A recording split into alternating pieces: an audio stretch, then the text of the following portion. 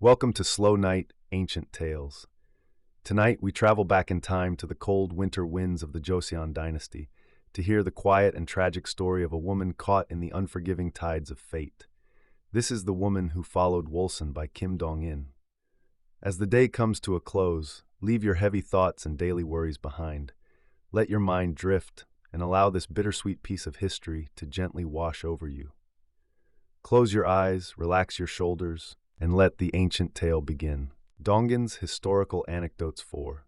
The Woman Who Followed Wolsan. Author Kim Dong-in. Around the end of the 11th lunar month, the bitter and stinging wind sang through the bare, sprawling branches of the trees. It was a severe cold, rare in recent times, chilling enough to be unbearable even in thick, cotton-padded clothes. Despite this severe cold, the area around Gyeongbokgung Palace, centered on Jamidang, was bustling. Even at this time, well past the hour of dismissal from court, both young and old ministers remained in the Binchong and various government offices. In the Jeongwon, not a single one of the 6 royal secretaries had left the palace, and eunuchs hurried back and forth unceasingly between Jamidang and the Jeongwon. It had been a year and 2 months since the passing of King Sejong. They had not yet even taken off their mourning garments, yet now the new king's life was also in danger. The time was the Gichuk year of Chengguo in the Ming Dynasty. After enduring the civil administration of King Sejong and the martial preparations of King Sejong following King Taejo's founding of the nation, the country was now firmly established on a solid foundation. However, having put off most major affairs for over a year due to national mourning, the prospect of another misfortune falling upon the state was not only dreadful, but frankly speaking, bothersome. The thought that they would have to openly refrain from drinking, playing, and doing most of what they wanted, at least on the surface, for another 3 years was more than a little annoying.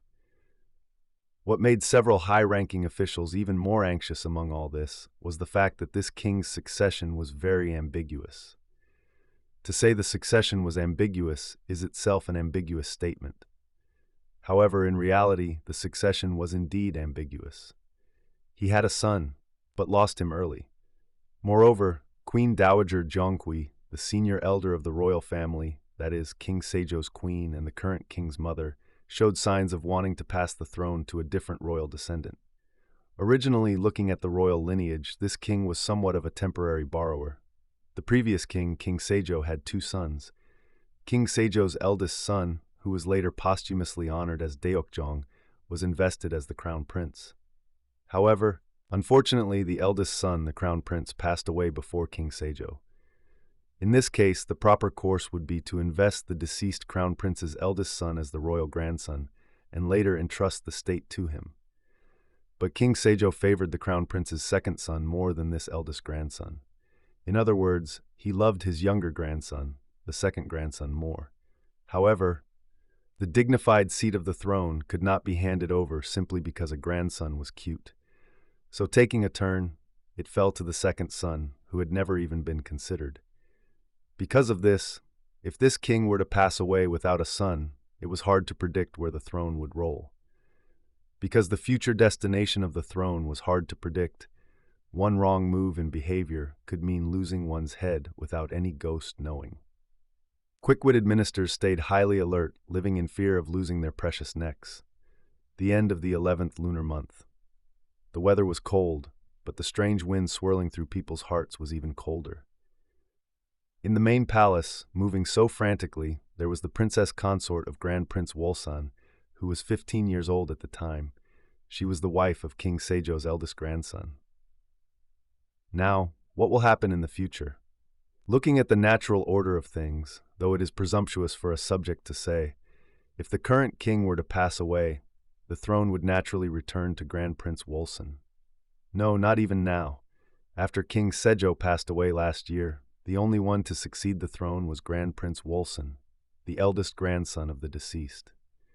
It had taken a wrong turn and go, knee to the uncle, but now, if even the uncle passed away, the royal seal should rightfully return to her husband, Grand Prince Wolsan. However, it was clear that her grandmother-in-law, the elder of the royal family, had her heart set on her brother-in-law.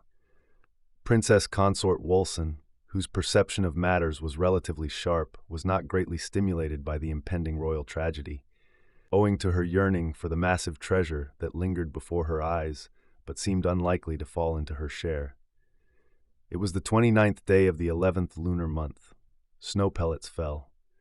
Amidst this, the wind, blowing swiftly as if representing the cold itself, struck the partially exposed faces of people bundled tightly in their clothing. Amidst this, the coming and going of eunuchs from Jamadang to the Jangwon and the Binchong became even more frequent. High officials such as Han Myung-hoi, Shin Suk-ju, and Jong Chang-sun were summoned into Jamadang by royal command. By this time, the king had already lost consciousness. Already having a weak constitution and having maintained a strict vegetarian mourning diet, even after keeping King Sejo's coffin in the state for 5 months, his shockingly emaciated royal face was merely taking faint breaths outside the blanket. Though the youngest, Shin Suk-ju, holding the current position of chief state counselor, represented the high officials and prostrated himself first to address the king. "Your Majesty, we, your subjects, have arrived." However, there was no answer from the king. Furthermore, he seemed unaware that these people had even arrived, showing not a single movement in his expression. Your Majesty," they called out repeatedly. To this, his eyebrows finally seemed to twitch slightly. "Your Majesty, we, your subjects, have arrived." It was the most urgent matter of all. "Your Majesty, since it has already come to this, please, above all, designate the one to whom the state will be entrusted." It was then. Words came from behind the beaded blind. It was Queen Dowager Jongwee's voice. "There has been a royal directive since the time of King Sejo to have Prince Wolsan succeed the state, and His Majesty also issued a command to that effect earlier, so please understand this and make the preparations." "Yes, Your Highness." The high officials looked back at the historians. The sound of the historians' brushes merely stirred the air slightly in the quiet Jamidang. That evening, the king departed for the eternal other world with a short royal life of a 1-year reign and a young age of 20. Following the words he had personally written in a book he fondly read during his short royal life, he was offered the temple name Yejong. Following this king, his nephew and King Sejo's grandson, the younger son of the crown prince who had passed away during King Sejo's reign, Prince Wolsan reigned over this land of 3,000 ri as the new king. The new king's older brother and the original rightful owner of the throne, Grand Prince Wolsan, that is, the royal eldest grandson, was given a large mansion as a gesture of consolation. The mansion now called Deoksugung, previously known as Gyeonggung, and was made to reside there. The ambition of the young noblewoman, Princess Consort Wolsan, was crushed before it could even sprout. It was something she could not appeal anywhere. Let alone appeal, she could not even speak of it. Let alone speak, if she even showed a hint of it, 10 necks would not be enough to survive. Wolsan harbors grievances and plots treason. Even without doing anything, in a situation teeming with people trying to gain government posts through such tattling, showing even the slightest hint of dissent would be a disaster. Moreover, there were far too many factions inside the palace. Although King Sejo had wiped out all the factions of palace women from before King Nosun's time, looking at the factions formed since then. First, there was the largest power faction of palace women backed by Queen Dowager Jonghui. Next, there was the faction backed by the current kings and Wolsan's mother. Next, there was the faction backed by the queen consort of the late king, that is, Queen Yejong. Besides these, there were other factions backed by different powers. As there were several noble widows within the palace, there were multiple branches of palace women with different lineages. On the surface, these palace women all seemed amicable, but behind the scenes they divided into their own factions and tried to undermine the others. Within such a situation, it was highly likely to be framed for crimes one did not even commit, so showing any unusual signs would make it impossible to escape. Wolsan and his wife harbored no small amount of grievance and dissatisfaction in their hearts. But on the surface, they expressed gratitude for the many treasures, lands, and the mansion bestowed upon them, abandoning any other dreams. The new king, the 9th monarch of Joseon, ascended the throne at the age of 13. Although the lineage of kings was already at its ninth generation, among these 9 individuals, only one, the sixth king, Prince Nosan, later posthumously honored as Danjong, was born in the palace from the beginning with the qualification to become a future king and ascended to the throne. Taejo, Jeongjong, and Taejong were all born as subjects during the Goryeo dynasty. Although King Sejong was the son of King Taejong, he was born as the third son, while Taejong was merely a prince. At the time of his birth, he was an obscure royal relative who could not even dream of ascending the throne. King Moonjong was born when Sejong was merely a prince, so he too could not envision the throne. At that time, Grand Prince Yangyong was the crown prince. After that, King Danjong was the first to be born in the palace as the eldest son of the crown prince, meaning the royal grandson. The successor, King Seijo, was King Sejong's second son. As his older brother was the crown prince, he could not dream of the throne and spent his childhood and youth freely among the common people. King Yejong was born as King Seijo's son, but not only was he the second son, he was born while Seijo was still Grand Prince Suyang, so he was a royal grandson, but not even a prince at the time. This time, the new king was born as the second son of King Seijo's crown prince. Furthermore, his father, the crown prince, passed away without ascending the throne, making him a royal nephew thereafter. On the surface, he gradually grew further from the throne, but his grandfather, King Seijo, had declared, "This child is brilliant, so he is worthy of being entrusted with the state in the future." Because of this royal directive, he was raised with great care within the palace, making him as noble as a noble could be. In other words, unlike founders or restorers who lived entirely different lives in their first halves before suddenly becoming kings, he was a truly kingly king who fit the stature perfectly. On top of that, he was very benevolent, intelligent, and had a strong understanding and insight into matters. He also understood well the delicate position between himself and his older brother, Grand Prince Wolsan. Going by order, the throne that should have gone to his brother came to him. How disappointed must his brother be? He paid great attention to this point as well, constantly inviting Wolsan into the palace to throw banquets and enjoy themselves together. When he couldn't invite him, he would exchange writings or poems, striving not to hurt their brotherly affection even a little, and ensuring there was no room for instigators to step in. Newly harvested melons early chewed, water clear and cold, brotherly close affection, bearing it to sea alone. Songs like this, meeting with relatives, inviting residing Gisangs, duty may be as lord and subject, but grace is as brothers. He constantly sent tings like this, striving to keep their bond unbroken. While Wolsan was not without a slight sense of disappointment at missing the throne, seeing his younger brother, the king's attitude and feelings, he was moved to tears with gratitude and awe. 9 generations of Yi Joseon. During this time, excluding the reign of King Sejong, was there any generation where the royal family did not suspect each other and even commit slaughter? Right at the beginning of King Taejo's founding, the first page of slaughter was recorded with the strife of Bang Baeon and Bang Seok, and over the course of 9 generations, how many innocent royal relatives were brutally killed, and how many subjects suffered the same. Even now, if the king wanted to suspect him, how much could he suspect? Given that he was originally the rightful owner of the dragon throne, how uncomfortable must the king be to meet him? If the king felt even the slightest inner reluctance toward him, and showed just a hint of it, 9 out of 10 ministers would rise up saying, "Wolsan is eyeing the throne." In the midst of this, the only reason he had kept his life in peace and enjoyed his wealth thus far was entirely because the whole world knew of the king's profound brotherly love. Wolsan, who could understand this, put all his effort into being careful with his conduct.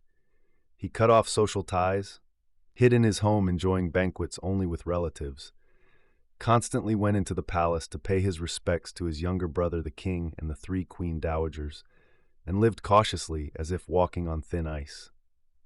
Princess Consort Wolsan was the one who harbored dissatisfaction for the longest time. Whenever she went into the palace to pay respects and saw the glory of the queen consort, that is, her younger sister-in-law, the thought that such glory was originally hers refused to fade. Every time she, the older sister-in-law, knelt and bowed to the queen consort, the younger sister-in-law, she wondered in her heart if such a law could exist in this world. However, as time went by, she saw that her environment and position were far more free and comfortable than those of the queen consort. Compared to the queen consort, who had to serve 3 layers of queen dowagers above her, get mixed up in the troubles of palace women divided into factions below her, have hundreds of palace maids as rivals for the king's affection, and spend her days without a single moment of peace. Her own life, where she could invite relatives for banquets whenever she felt like it, enjoy royal feasts bestowed by the palace, and possess both wealth and nobility, was far superior.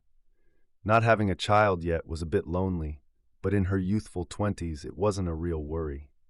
If she had to force herself to find a worry, it was only the fact that her husband, Grand Prince Wolsan, had a frail constitution and often took to his sickbed.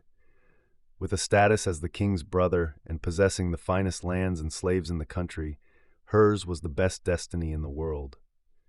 Princess Consort Wolsan never expected that this worry, which hardly felt like a worry, would materialize into a true worry so quickly. Wolsan began to suffer from a lingering illness. He lingered on, and then quite suddenly he passed away. She hadn't even considered it a major illness. She never thought he would pass away from an illness of this extent. She hadn't even worried about the possibility of his passing.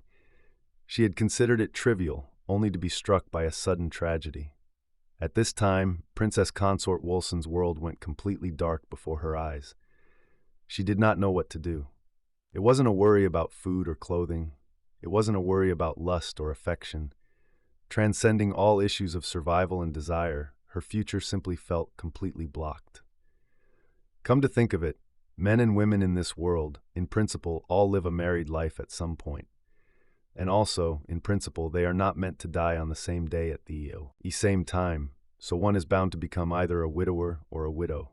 The situation she was facing now was, so to speak, nothing more than a process of human life. Reasoning it out, it was like this, but having eventually faced it herself, human emotions could never be explained by logic. Ah, is there something wrong with my eyes, or is it really so strange? The sun has risen, so why is the day so pitch black? This was what Princess Consort Wolsan asked her brother, Park Won-jong. If she had at least a child, it would be some comfort, but unfortunately, having lost her husband before bearing offspring, even the family line was now broken. It was simply devastating. She wailed aloud, but how could she hear an answer from her departed beloved? Being a royal relative meant having to be careful with one's conduct and behavior, and since she was now alone, she had to be even more cautious. After Wolsan's passing, her interactions with the palace naturally decreased, and as interactions decreased, she grew distant. Why was heaven so stingy when granting lifespans to Wolsan and his brother? Not many years after Wolsan passed away, his younger brother, the king, also passed away. A man at the prime age of 38. Upon this king's passing, his eldest son ascended the throne in the bloom of youth at the age of 19. The deceased king was offered the temple name Songjong. The new king was the one who was later demoted to the title of Prince Yonsan. With even the younger brother king having passed away, Princess Consort Wolsan became even more alienated from the palace. She decided to spend the rest of her life solely with a pious heart, yearning for and honoring her departed husband. With a clean and pious heart like a Buddhist nun, she would long for and yearn for her departed beloved, and when her lifespan ran out, she would meet him again in the next life to resolve the affection unfulfilled in this life. The current new king held within him ample causes for a disaster that would unfold tragically in the future. The current king's biological mother, Lady Yoon, the queen consort of the late king, had been deposed without guilt, driven out of the palace, and ultimately forced to die. To say she was without guilt is somewhat misleading. There was indeed a fault that could be pointed to as a guilt. The previous king was a monarch of a peaceful era. He enjoyed banquets daily with royal relatives and beloved subjects, and thus kept many jisangs and palace women close by. However, the queen consort had a rather strong sense of jealousy, a king keeping women close, and a highly jealous queen consort. Of course, human emotion is the same for monarchs as it is for subjects. Conflicts arose, and in the end, she was deposed and forced to drink poison. The late king never imagined that this event would breed a great tragedy in the future. He simply believed that after deposing Lady Yun, bringing in a new queen consort and making the eldest son believe this new queen was his biological mother would suffice. In fact, the new king also believed so at first. However, after this new king ascended the throne, his maternal grandmother revealed the truth of the incident to him. The new king agonized over this. Should he sympathize with his mother's death? If so, he had to take his father as an enemy. Should he acknowledge what his father did? If so, to whom would his mother's resentment go? At the end of his agony, he called for alcohol. Upon receiving alcohol, he became violent. The literati purges of Gabja and Muo, all sorts of misrule and atrocities were unfolded and executed. When the palace and the people were thrown into such chaos, Princess Consort Wolsan entered the palace at its summons. She was asked to care for the crown prince. Princess Consort Wolsan gladly accepted this role. Now, as for King Sejo's bloodline, only the king remained of legitimate birth.